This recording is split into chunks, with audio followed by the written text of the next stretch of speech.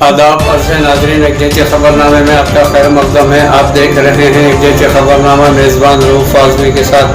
अगर आप हमारे चैनल को सब्सक्राइब ना करें हो तो फौरी सब्सक्राइब कर लें। ताज़ा तरीन खबरों के लिए, ताज़ा तरीन तबसरों के लिए देखते रहें एक जैसे ख़बरनामा मेज़बान रऊफ़ आज़मी के साथ। बेबाक बेखौफ बेलाग आपकी आवाज़, एक जैसे ख़बरनामा। कांग्रेस ने आसाम के लोगों को बम और बंदूक थमा दी। नाजरीन, इसी तरह इलेक्शन कमीशन ने नंदीग्राम में हुए तशद्दुद के वाक़यात पर रिपोर्ट तलब की। इलेक्शन कमीशन गैर फ़ाल है, अमित शाह के इशारे पर काम कर रहा है, ममता बनर्जी का इल्ज़ाम। मुल्क में 24 घंटों के दौरान कोरोना के 72,000 से ज़ायद नए मुस्बित दर्ज हुए हैं। बंगाल और आसाम में असम्बली इंतखाबात के लिए दूसरे मरहले की वोटिंग जारी।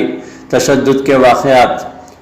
नाज़रीन, हुकूमत छोटी बचत स्कीमों पर शरह सूद में कटौती के फैसले से पलटी है। खबरें तफसीलात से। वज़ीर आज़म नरेंद्र मोदी ने कहा है कि कांग्रेस ने आसाम के लोगों को बम और बंदूक थमा दी है। वज़ीर आज़म नरेंद्र मोदी ने जुमेरात के रोज़ कांग्रेस को हदफ तनकीद बनाते हुए कहा कि इसने अपने तवील दौरे हुकूमत में आसाम को बम और बंदूक और ब्लॉकेड में झोंक दिया है, जबकि कौमी जमहूरी इत्तेहाद NDA ने इस रियासत को अमन और वक़ार का तोहफा दिया है। मिस्टर नरेंद्र मोदी ने भारतीय जनता पार्टी के ज़ेरे एहतमाम इंतखाबी जलसे से खिताब करते हुए कहा कि मुझे इत्मीनान है कि सन 2016 ईस्वी में BTR में इस तरक्की का जो वादा हमने किया था, इसके लिए इंतहाई ईमानदार कोशिश की है। कांग्रेस के तवील दौरे हुकूमत ने आसाम को बम और बंदूक और ब्लॉकेड में झोंक दिया था। इन्होंने कहा कि आज BTR में वसअत आई है और तरक्की की नई शुरुआत भी हुई है। बोडोलैंड की पायदार तरक्की के लिए हमारा गुर है अमन, खुशहाली और सलामती। ये इंतखाबात महाजोत के महाझूठ और डबल इंजन के महाविकास के दरमियान है। जिस पार्टी के कायदीन ने कोकराझार को तशद्दुद की आग में झोंक दिया था, आज कांग्रेस ने अपना हाथ और अपना मुस्तकबिल इन लोगों को थमा दिया है। इस दौर में दिल्ली से लेकर गुवाहाटी तक कांग्रेस की सरकारें खामोश तमाशा देखती रही हैं। आज हिम्मत देखें, कांग्रेस एक महाझूठ बनाकर एक बार फिर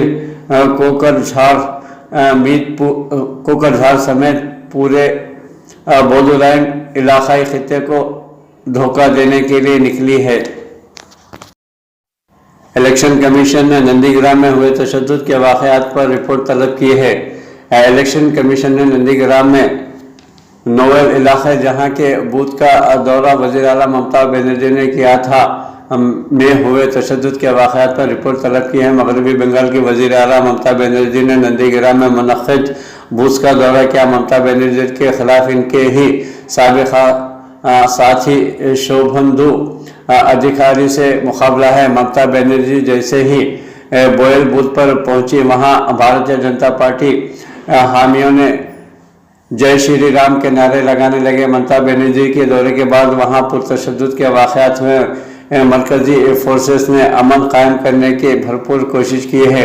deputy election commissioner Sudeep Jain ने बोयल के इलाके में पोलिंग बूथ के बाहर होने वाले वाक़े और इससे खबरी के केशपुर के इलाके में एक शख्स की हलाकत के बारे में इंतज़ामिया से रिपोर्ट तलब की है। जुमेरात की सुबह मगरबी मदनीपुर के इलाके केशपुर में तृणमूल कांग्रेस के एक कारकुन को मुबैना तौर पर चाकू के वार करके हलाक कर दिया गया। इंतखाबात के दूसरे मरहले में 30 नशिस्तों पर पोलिंग हो रही है। ख्याल रहे कि ममता बनर्जी ने इलेक्शन कमीशन पर गैर फाल होने का इल्ज़ाम आयद करते हुए कहा कि भारतीय जनता पार्टी और अमित शाह के इशारे पर इलेक्शन इंतखाबात में काम कर रहा है।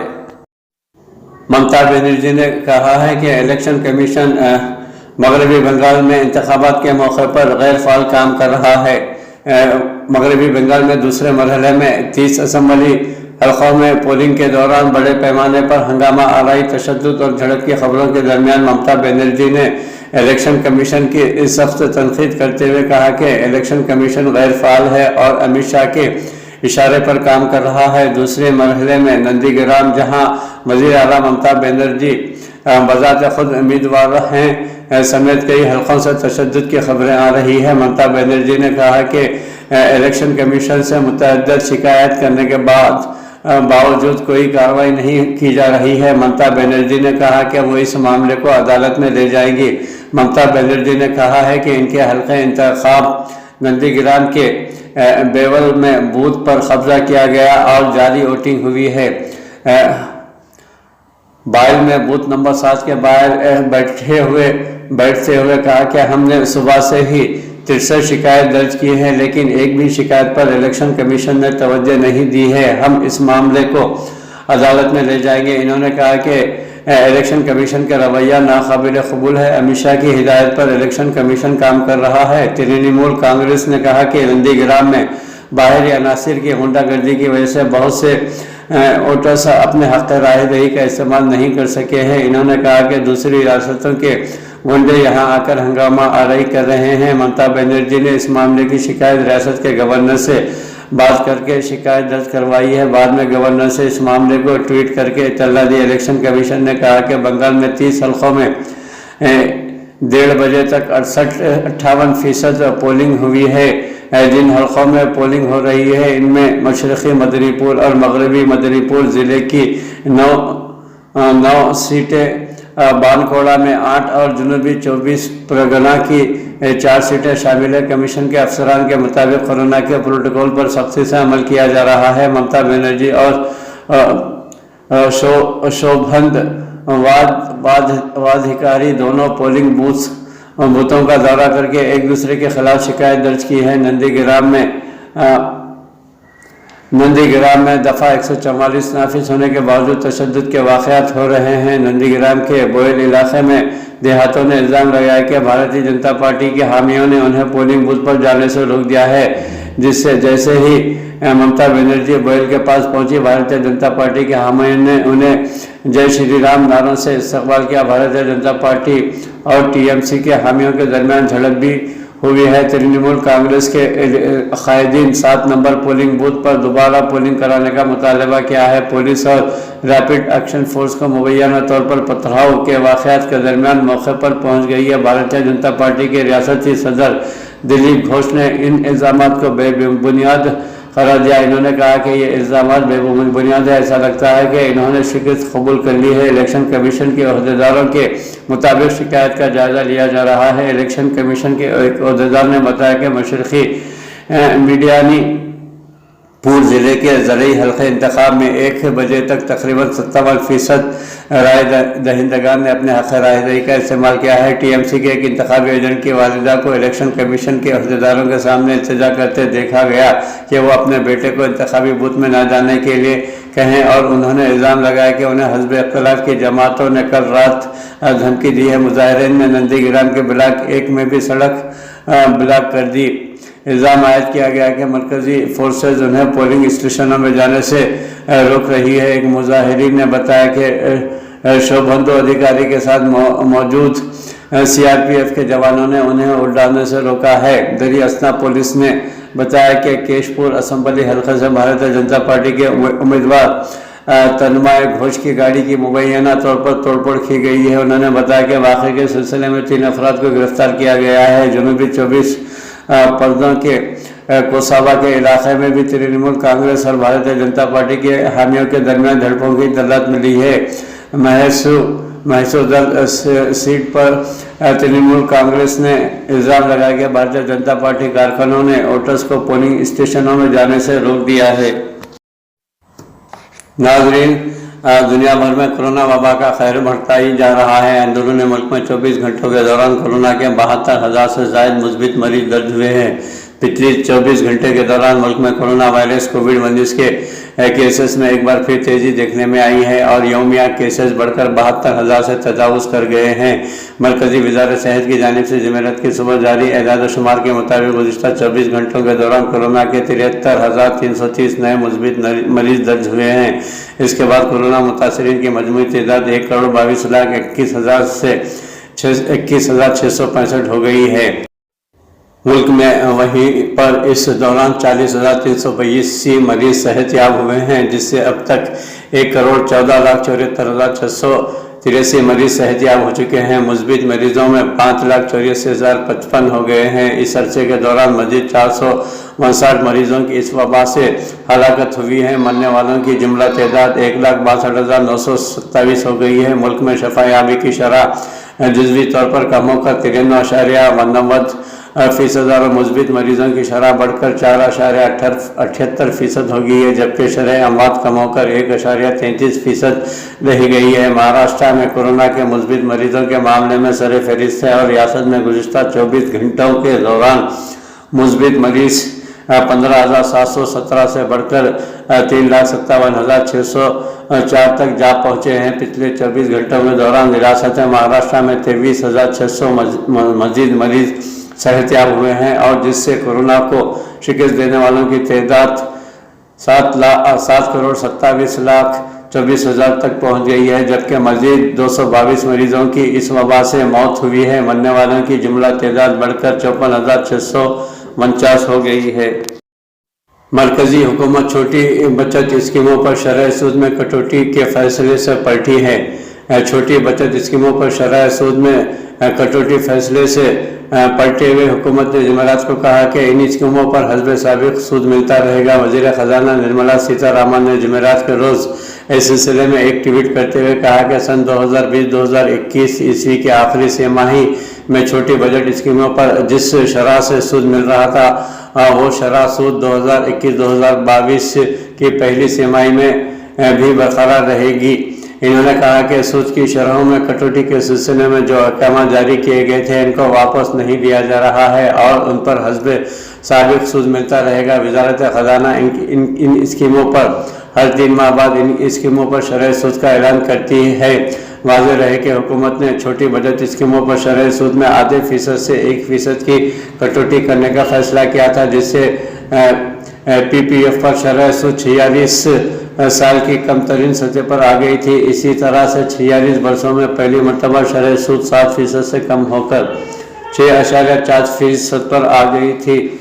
इसी तरह नेशनल सेविंग सर्टिफिकेट पर भी शरह सूद 6.8% से कम करके 5.9% कर दी गई थी।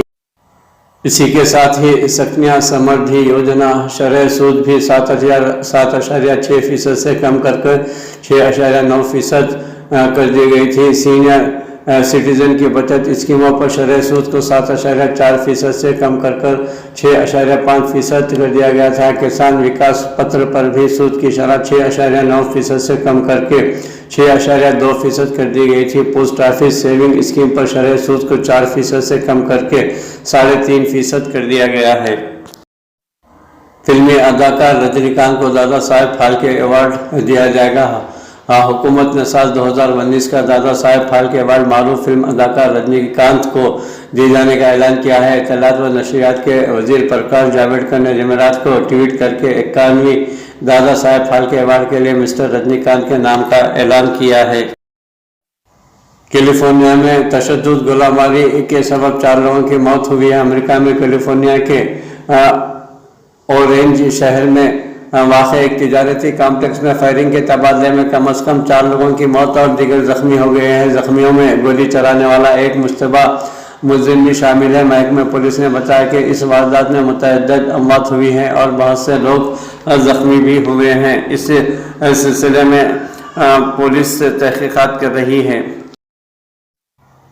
इदारे आलमी सेहत आमा WHO वर्ल्ड हेल्थ ऑर्गेनाइजेशन ने चीन के दोनों कोरोना वैक्सीन को कारगर करार दिया है। इदारे सेहत आमा WHO के माहिर कमेटी के मुताबिक चीन की दवा साज कंपनी सिनोफार्म और सिनोविक की कोरोना वैक्सीन WHO के तयशुदा म्यार के मुताबिक कारगर पाई गई है। WHO के स्ट्रैटेजिक एडवाइजरी ग्रुप के सरबराह ने कहा कि दोनों वैक्सीन के क्लिनिकल ट्रायल के डेटा से पता चलता है कि ये तयशुदा म्यार के मुताबिक कारगर है। मिस्टर क्रिएटिव ने कहा कि दोनों वैक्सीनों के बुजुर्ग अफराद पर की गई आजमाइश का डेटा अभी दस्तयाब नहीं हो पाया है। हवाई जहाज़ को कोरोना से पाक करने के लिए पहली बार रोबोट्स का इस्तेमाल किया गया है।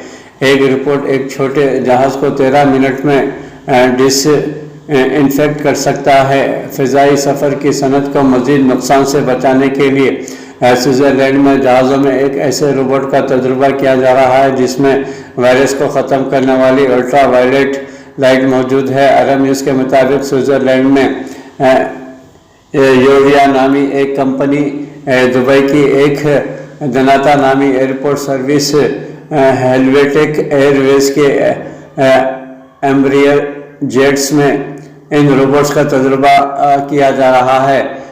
بلوویٹیک ایئر لائنز سے سوئٹزرلینڈ میں مارٹن ایبز نامی عرب پتی شخص کی ملکیت ہے۔ ناظرین، یوریا کے ساتھی بانی جوڈوک المیگر کا کہنا ہے کہ جس جہاز میں ان روبوٹس کو استعمال کیا جائے گا ان میں یہ دیکھنا ضروری ہوگا کہ کہیں یووی لائٹس سے جہاز کے اندر نشستیں اور دیگر چیزوں کو نقصان نہ پہنچے۔ اس کے علاوہ جہاز کے اندر ڈس انفیکٹنٹ کا زیادہ استعمال نشستوں وغیرہ کی رنگت ختم کر سکتا ہے، تاہم انہوں نے امید ظاہر کی کہ کووڈ-19 کی موجودگی میں صفائی کے اس نظام سے لوگ ہوائی سفر سے گھبرائیں گے نہیں۔ انہوں نے مزید بتایا کہ اس ٹیکنالوجی کی مدد سے ہسپتالوں اور لیبارٹریز میں 50 سال سے زائد کے عرصے سے استعمال کیا جا رہا ہے اور یہ اتنی مؤثر سے کہ کوئی نشانی نہیں چھوڑتی۔ جوڈوک المیگر کی ٹیم نے اس روبوٹ کی 3 نمونے تیار کیے ہیں، جن میں سے ایک کو سوئٹزرلینڈ میں زیورخ کے ایئرپورٹ میں آزمایا جا چکا ہے۔ اس ایئرپورٹ پر گزشتہ سال لوگوں کا آنا جانا 75% کم ہو گیا تھا۔ روبوٹ کی لائٹ جہاز کے اندر ہر چیز پر نیلے رنگ کی شعاعیں بکھیر دیتی ہے۔ ایک روبوٹ ایک چھوٹے جہاز کو 13 منٹ میں ڈس انفیکٹ کر سکتا ہے۔ ہیلویٹک ایئر لائن ایک نجی کمپنی ہے جسے اب تک دیگر ایئر لائنز کی طرح زیادہ امداد کی ضرورت نہیں پڑی ہے، تاہم کورونا وائرس کی وبا کے باعث اس کے کاروبار پر اثر پڑا ہے۔ ایئر لائنز کے ترجمان کا کہنا ہے کہ ان کے روبوٹس کے استعمال سے بہتری آئے گی۔ اگر ہمارے مسافر ہمارے عملے کو معلوم ہوگا کہ ہمارے جہاز محفوظ ہیں، ان میں کوئی وائرس یا بیکٹیریا نہیں ہے، تو انہیں فضائی سفر کرنے میں مدد ملے گی۔ کویت میں معاملات زندگی جولائی میں بحال ہوں گے۔ کویتی حکام کا کہنا ہے کہ جب شہریوں کی اکثریت کو ویکسین لگ جائے گی تب فضائی حدود کو بحال کی جائیں گی۔ کویت میں معاملات زندگی جولائی میں بحال ہونے کا امکان ہے۔ مقامی اخبار الخبز کے مطابق حکومتی ذرائع نے کہا ہے کہ ملک میں کورونا کے کیسز میں اضافے کے باوجود جولائی میں معاملات زندگی بحال کیے جانے کے امکانات ہیں۔ حکومتی ذرائع نے کہا ہے کہ کورونا ویکسین کی ملک گیر مہم جاری ہے، جبکہ رواں سال کی دوسری چوتھائی میں ویکسین کی نئی کھیپ آ جائے گی۔ آئندہ ویکسین کی درآمد زیادہ منظم انداز میں ہوگی، جس کے بعد امید یہی ہے کہ بیشتر رہائشیوں کو ویکسین دی جائے گی۔ حکومتی ذرائع نے کہا کہ شہریوں کی اکثریت جب ویکسین حاصل کر چکی ہوگی تب ملک کی فضائی حدود کھولی جائیں گی۔ انڈیا اور پاکستان تجارت فی الحال نہیں ہوگی، کابینہ میں اعتراض کے بعد فیصلہ لیا گیا ہے۔ وفاقی کابینہ نے انڈیا سے چینی اور کپاس درآمد کرنے کا فیصلہ مؤخر کر دیا ہے۔ جمعرات کو وفاقی کابینہ نے اقتصادی رابطہ کمیٹی کی جانب سے انڈیا سے چینی اور کپاس درآمد کرنے کے فیصلے کی مخالفت کرتے ہوئے تجارت فوری طور پر بحال نہ کرنے کا فیصلہ کیا ہے۔ پاکستانی وفاقی وزیر داخلہ شیخ رشید احمد نے اردو نیوز کو تصدیق کرتے ہوئے بتایا کہ کابینہ اجلاس میں اقتصادی رابطہ کمیٹی کا انڈیا سے چینی اور کاٹن درآمد کرنے کا فیصلہ پر تفصیلی گفتگو ہوئی ہے، جس کے بعد وزراء کی جانب سے انڈیا سے تجارت بحال ہونے پر تشویش کا اظہار کیا گیا ہے۔ وفاقی وزیر کے مطابق چونکہ بعض وزراء نے موقف اپنایا کہ جب تک انڈیا کی حکومت کشمیر میں آرٹیکل 370 بحال نہیں کرتی اس کے ساتھ کسی قسم کی تجارت نہیں ہونی چاہیے۔ کابینہ میں اس حوالے پر طویل بحث ہوئی، جس کے بعد ECC کے سمری کو مؤخر کر دیا گیا ہے۔ خیال رہے کہ گزشتہ روز وفاقی وزیر خزانہ نے اقتصادی رابطہ کمیٹی کے اجلاس کے بعد انڈیا سے چینی اور کپاس درآمد کرنے کا اعلان کیا تھا۔ پاکستان اور انڈیا کے درمیان ایک دفعہ پھر تجارت کی بات ہو رہی ہے اور دونوں ملکوں کے وزرائے اعظم کے درمیان ہونے والے خط و کتابت کو اس تناظر میں دیکھا جا رہا ہے۔ پاکستان اور انڈیا کے درمیان تجارت کا عمل سرحدوں پر امن و امان سے مشروط رہا اور کئی مرتبہ یہ اجازت بند اور کئی مرتبہ کھل چکی ہے، لیکن معاشی ماہرین کا خیال ہے کہ پچھلی ایک دہائی میں یہ تجارت $2 ارب کے درمیان ہی رہی ہے۔ اس سے قبل پاکستان کی اقتصادی رابطہ کمیٹی نے انڈیا سے چینی کپاس اور سود کی درآمد کی اجازت دی تھی، جسے دونوں پڑوسی ممالک کے درمیان تجارت کی بحالی کے لیے اہم قدم سمجھا جا رہا تھا۔ وزیر خزانہ حماد اظہر کی سربراہی میں ہونے والے اقتصادی رابطہ کمیٹی کے اجلاس میں انڈیا سے چینی درآمد کرنے کی منظوری دی گئی۔ انڈیا سے تجارتی روابط بحال کرنے اور چینی کپاس کے علاوہ دیگر اشیاء درآمد کرنے کے سوال پر بدھ کو نیوز کانفرنس میں حماد اظہر کا کہنا تھا کہ ہم نے یہ دیکھا ہے کہ پاکستان کا فائدہ کس میں ہے۔ دونوں فوری چیزیں ہمارے سامنے تھی، از ان پر فیصلہ کر لیا گیا ہے، دیگر چیزوں کو بھی دیکھیں گے۔ چینی کی قیمتوں کے حوالے سے ان کا کہنا تھا کہ انڈیا سے 15 سے 20% فرق ہے۔ وزیر خزانہ کے مطابق چینی درآمد کے 2 راستے ہیں، ایک سرکاری اور دوسرا کمرشل، جو نجی سطح پر درآمد کی جاتی ہے۔ جہاں تک کپاس کے درآمد کی بات ہے تو ہر سال لاکھوں ٹن باہر سے منگواتے ہیں، انڈیا سے پہلی بار درآمد کر رہے ہیں۔ یمن میں فریقین کے درمیان جلد معاہدے کی امید ہے۔ خواہش ہے کہ تمام فریقوں کے ساتھ رابطے نتیجہ خیز ثابت ہوں گے۔ سلطنت آف عمان نے کہا کہ یمنی بحران کے جامع سیاسی حل تک رسائی کے لیے سعودی عرب کے ساتھ تعاون کر رہے ہیں۔ اس مقصد کے لیے اقوام متحدہ کے الیچی برائے یمن، امریکی الیچی برائے یمن اور یمن کے متعلقہ فریقوں کے ساتھ تعاون کی پالیسی پر گامزن ہیں۔ عمانی جریدے الشرق کے مطابق عمانی وزارت اطلاعات کے ماتحت میڈیا سینیٹر نے بیان میں کہا کہ سلطنت آف عمان کی خواہش ہے کہ تمام متعلقہ فریقوں کے ساتھ رابطے نتیجہ خیز ثابت ہوں گے، یمن میں امن و استحکام بحال ہو اور خطے کے امن اور دونوں ممالک کے مفادات محفوظ ہوں۔ عمانی میڈیا سینیٹر کا کہنا ہے کہ عمان عہدیدار سلطنت سلطان حمیش بن طارق کی ہدایت پر یمنی بحران حل کرانے کے لیے اپنا مشن جاری رکھے ہوئے ہیں۔ الشرق الاوسط کے مطابق عمان نے امید ظاہر کی ہے کہ یمن میں فریقین کے درمیان بہت جلد ایک معاہدہ ہو جائے گا۔ عمان جامع سیاسی حل تک پہنچنے کے لیے سعودی عرب، امریکہ اور اقوام متحدہ کے ساتھ قریبی کام کر رہا ہے۔ بیان میں کہا گیا ہے کہ یہ رابطہ جلد مطلوبہ نتائج حاصل کر لیں گے۔ ایران کا پابندیاں اٹھانے سے قبل یورینیم کی 20% افزودگی روکنے سے انکار کر دیا ہے۔ سابق امریکی صدر ڈونلڈ ٹرمپ 2018 عیسوی میں جوہری معاہدے سے نکل گئے تھے اور ایران پر دوبارہ سے پابندیاں لگا دی تھیں۔ ایران حکام کا کہنا ہے کہ وہ امریکہ کی جانب سے تمام پابندیاں اٹھانے سے قبل یورینیم کی 20% افزودگی کو نہیں روکیں گے۔ برطانوی خبر رساں ادارے رویٹر کے مطابق ایران کے سرکاری ٹی وی چینل نے منگل کو یہ بیان ایک نامعلوم عہدیدار کے حوالے سے امریکی میڈیا کی اس رپورٹ کے بعد چلایا، جس میں کہا گیا تھا کہ واشنگٹن مذاکرات کے آغاز کے لیے ایک نئی پیشکش کر سکتا ہے۔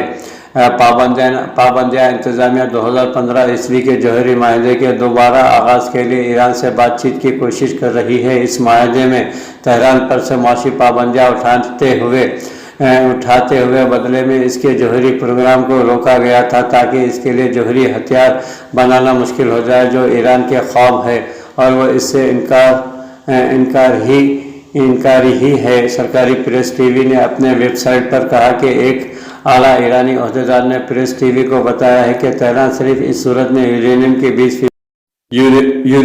20% افزودگی کو روکے گا جب امریکہ پہلے ایران پر عائد پابندیوں کو ختم کرے گا۔ ایرانی عہدیدار نے مزید کہا کہ اگر امریکہ تمام پابندیاں ختم نہیں کرتا تو تہران 2015 عیسوی کے جوہری معاہدے کے تحت کیے گئے ایسے وعدوں سے پیچھے ہٹنا شروع کر دے گا۔ انہوں نے خبردار کیا کہ واشنگٹن کا وقت تیزی سے ختم ہو رہا ہے۔ دوسری جانب اقوام متحدہ میں ایرانی مشن نے ٹویٹ کرتے ہوئے کہا کہ امریکہ کو جوہری معاہدے میں دوبارہ سے شامل ہونے کے لیے کسی تجویز تجویز کی ضرورت نہیں ہے. اس کے لیے صرف امریکہ کے سیاسی فیصلے کی ضرورت ہے کہ وہ معاہدے کے تحت اپنی ذمہ داریوں کو مکمل اور فوری طور پر